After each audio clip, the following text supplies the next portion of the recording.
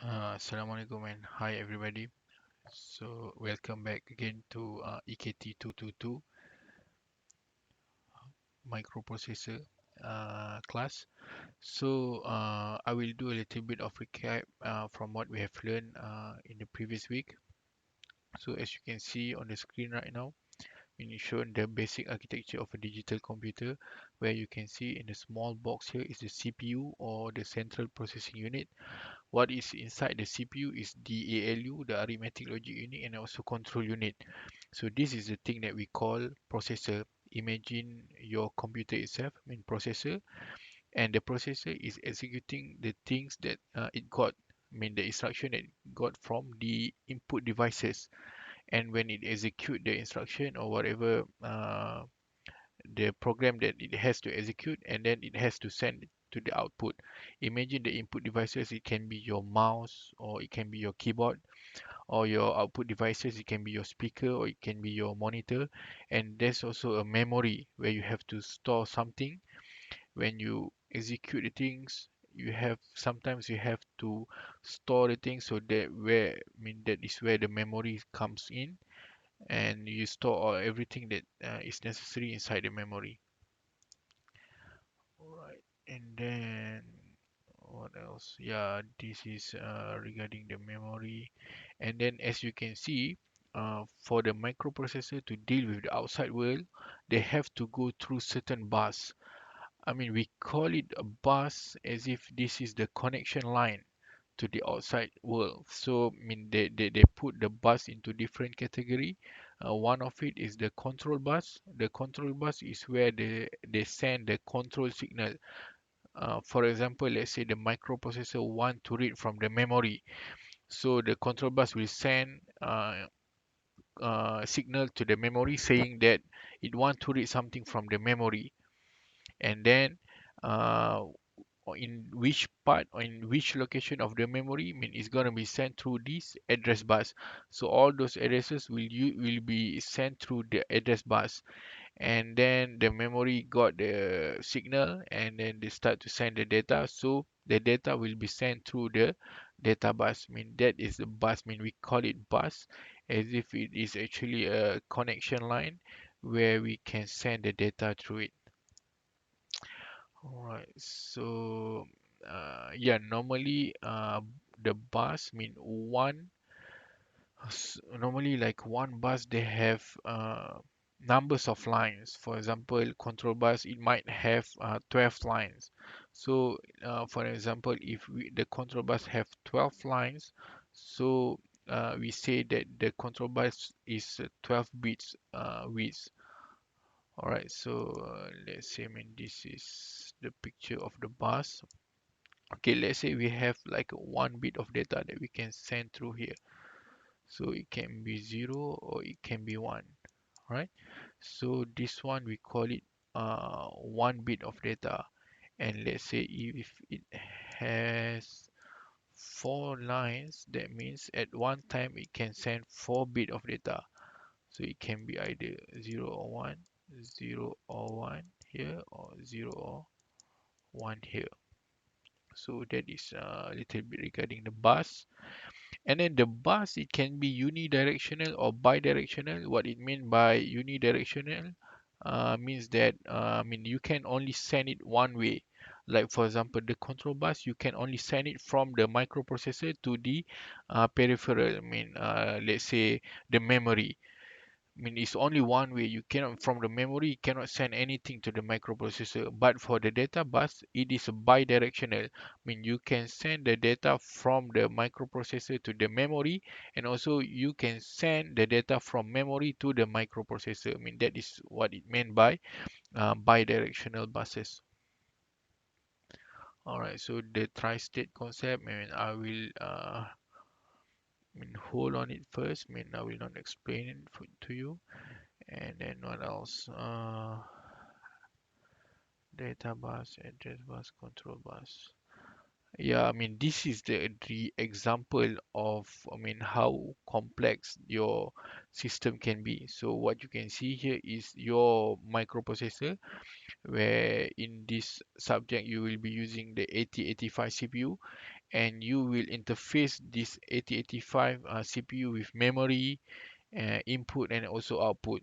So you'll be connecting the address bus to memory input and also output, and also the control bus will be also connected, and also the data bus. I mean, all of these bus, I mean, they have a different purpose, right? Like what I have explained before. I mean, the address bus only send the address, I mean, to choose in which location you want to read or write to, and then the data bus is when you want to send the data to or from the microprocessor, and the last one is the control bus where you want to send a signal, I mean, to tell the devices that been connected to the microprocessor, I mean, what you want to do with them. All right. Okay, now we're going into this week material. Right. So this week we going to cover regarding the computer operation. Let me open the comment. Okay, wait. Enable all features. Comment. Okay, drawing markups. Okay, so that I can write anything on the screen. All right, regarding the computer operation. So the first and the most important thing that you have to know is that the computer, they execute the things sequential. What it mean by sequential, it do the things one by one. I mean, that's why when, I mean, like the in the recent technology, they come out with this parallel processing. I mean, they come out with the multi-core processor where they can execute multiple things at one time. But that is the recent technology. But the foundation, the basic principle of this computer, I mean, normally they will execute one thing at a time. So that's why we call this computer, digital computer, is a sequential machine. Okay, for example, we have two instructions here, right? The first instruction asks you to move the data, right? It said to move the data from location A to location B. And then there's a second instruction where it asks the, let's say, remove the data from location C, for example.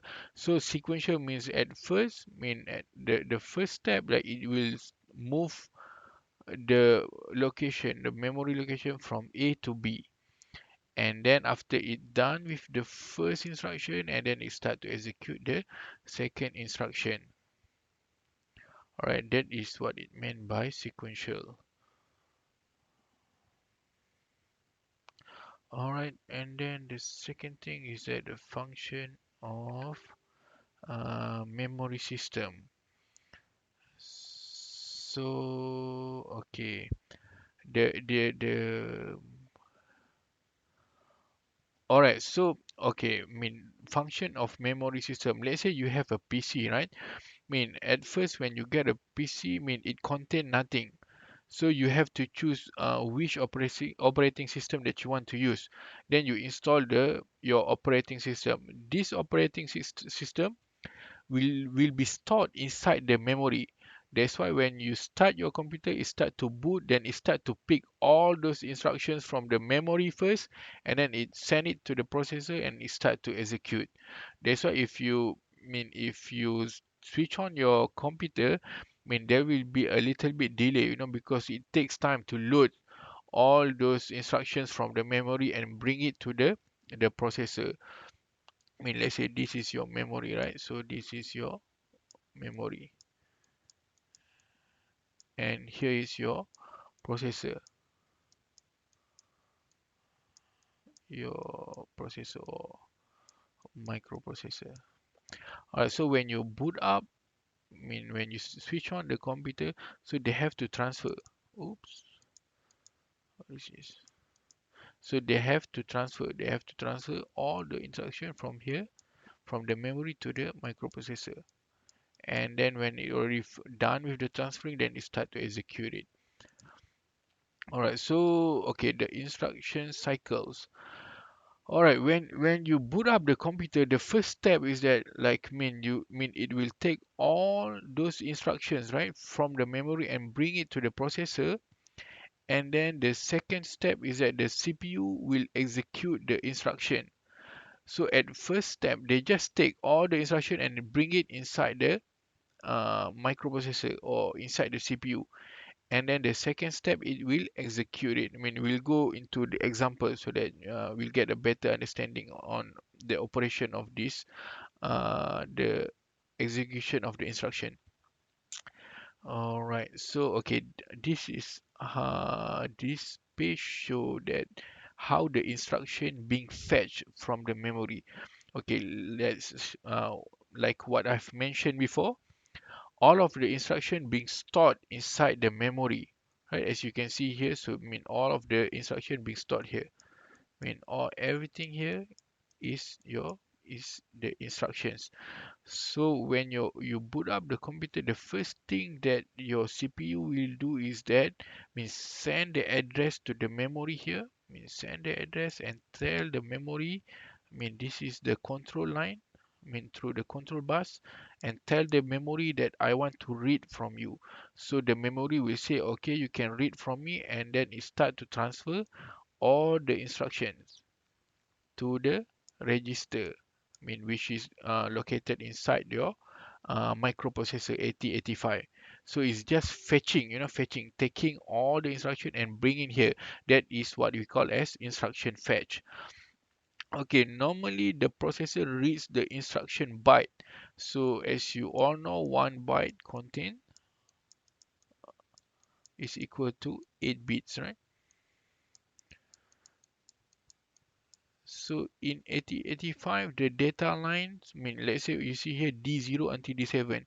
That means it has 8 lines, so 8 bits. So at one time, it can transfer 8 bit of data to the CPU. So the processor reads the instruction byte. All right, so okay, comes into the instruction format. Okay, so when we say instructions, that means the software part of the computer. So let's say, I mean, we have, I mean, this is the example of instruction formats. Let's say, this is your memory. So your memory width is 8 bits,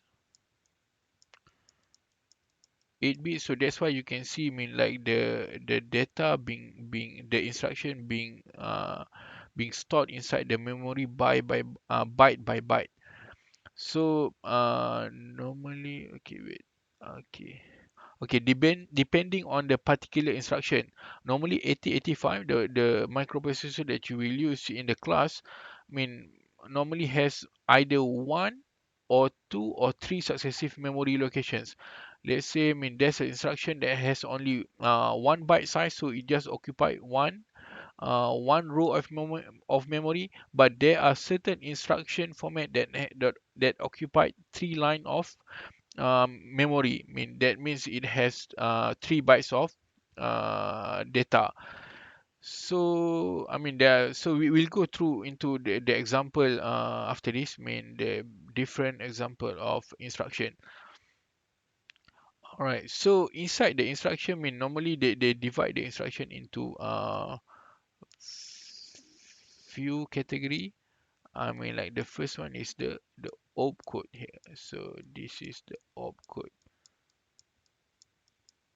Oh, it's terrible. Okay, so this is the opcode. So the first byte of an instruction is called the opcode.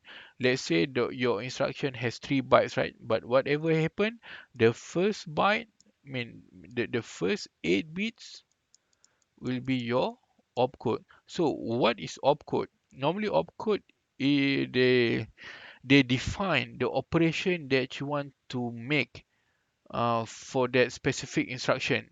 So let's say this is the first instruction, right? So the first instruction, the first thing that you have to describe in the instruction is the opcode, is what you want to do for this operation. And then uh, And then the other thing of the opcode is also define where's the source of data is located inside the computer, and also the destination, and how many bytes constitute in the complete instruction. So by looking at the opcode, the first thing that you know, I mean, what's the operation that will be carried out for this instruction, such as, for example, it can be move the data, or it can be arithmetic operation, plus, minus, subtraction, or the logical operation. And then by looking at the opcode also, we can know the source of the data.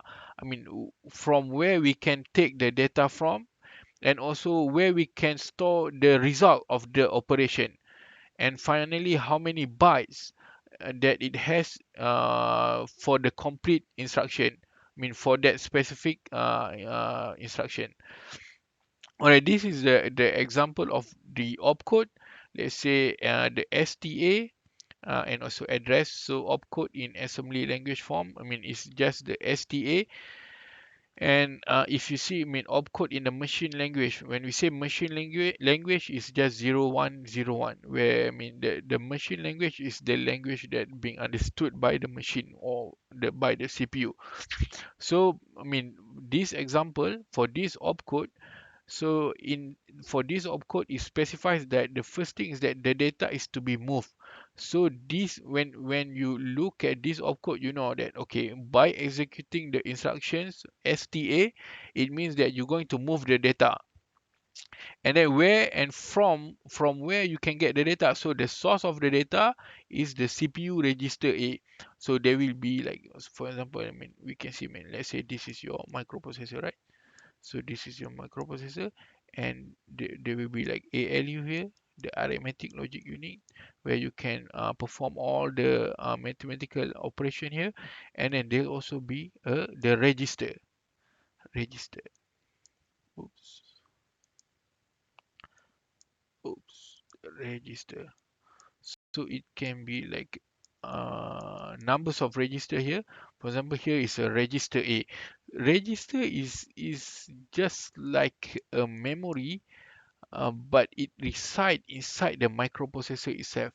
We call it register. So it acts like a temporary memory. So you take the thing, I mean, whatever data, you can store it inside the register. So the source of the data is the CPU register A, and then the destination of the data is external memory. So after you're done with the operation, where you're going to send the data, I mean, you're going to send the data to the external memory. It means that when you're done with the process, you're going to send the data out from the microprocessor. And then the complete instruction is 3 bytes long. So if you see this instruction, that means the size of the instruction is 3 bytes. Okay. Now, I mean, if you look into the CPU, where's the opcode being stored inside the CPU? So as you can see here, I mean, like they make I mean, dotted line here, mean to show you, I mean, this is the CPU, I mean, the microprocessor, and the memory is located outside of the microprocessor. So as you can see, the opcode, I mean, the instruction is being fetched, or it being taken from the memory location here. And then when it takes the memory, and it's going to send the memory here inside the instruction register. So the size of the instruction register is 8-bit. So the opcode will be stored inside the CPU. Specifically, which part of the CPU is inside the instruction register. Okay, and then, okay, the contents. Okay, the contents of the instruction register is read by the instruction decoder.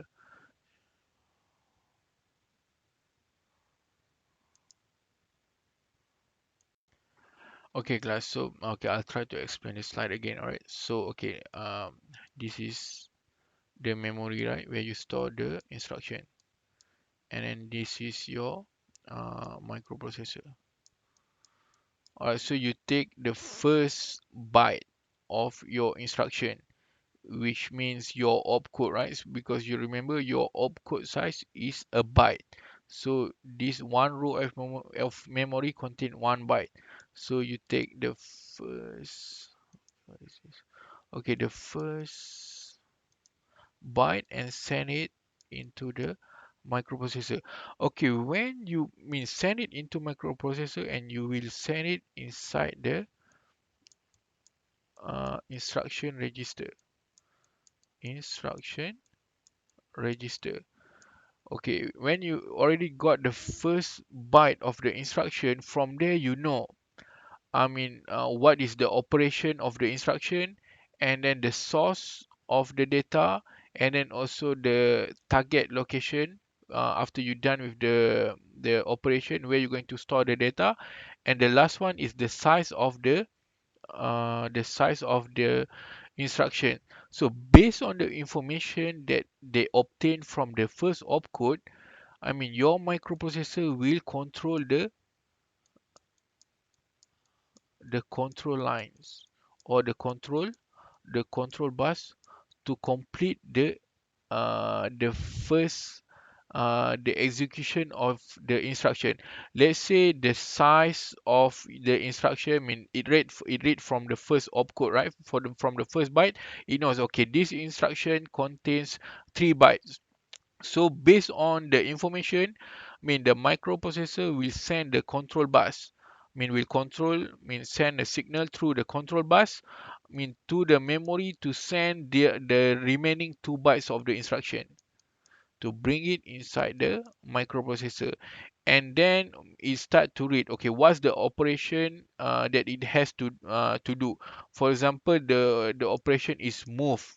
So it's going to send the control signal to the control bus to move whatever data from A location to the B location. So what is trying to explain from this slide is that, you take the instruction and you put it inside the processor, and you start to execute it based on the uh, opcode itself. All right, so the next slide is the program counter. So uh, how you can monitor the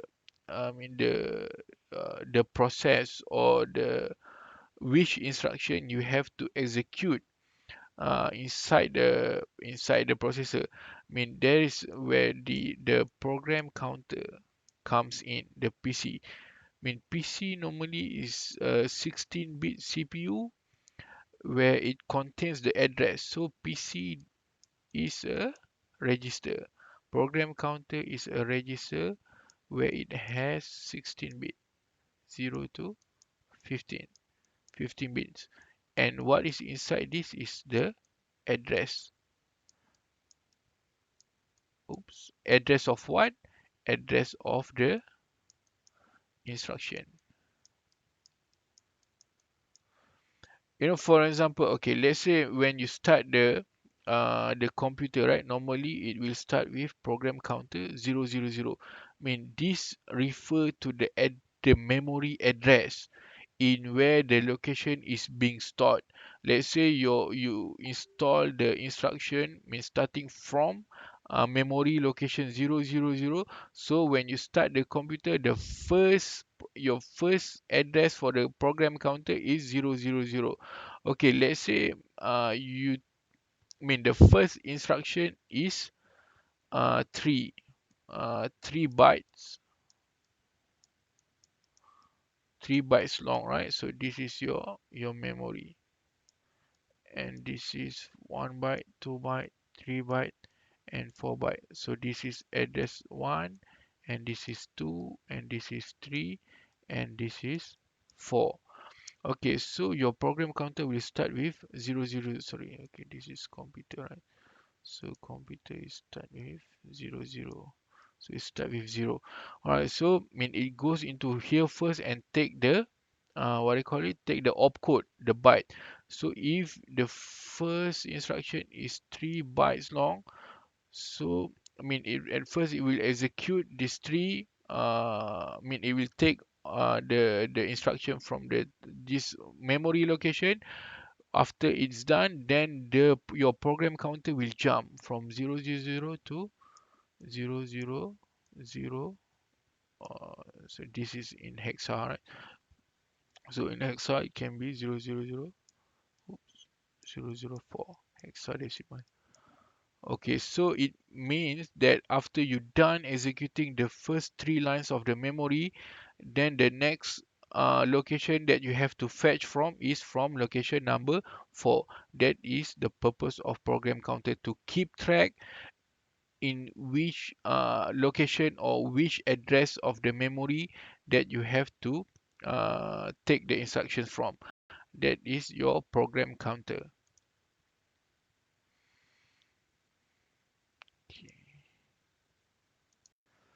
Okay, to better understand how the instruction being executed, I mean, we can go through this slide.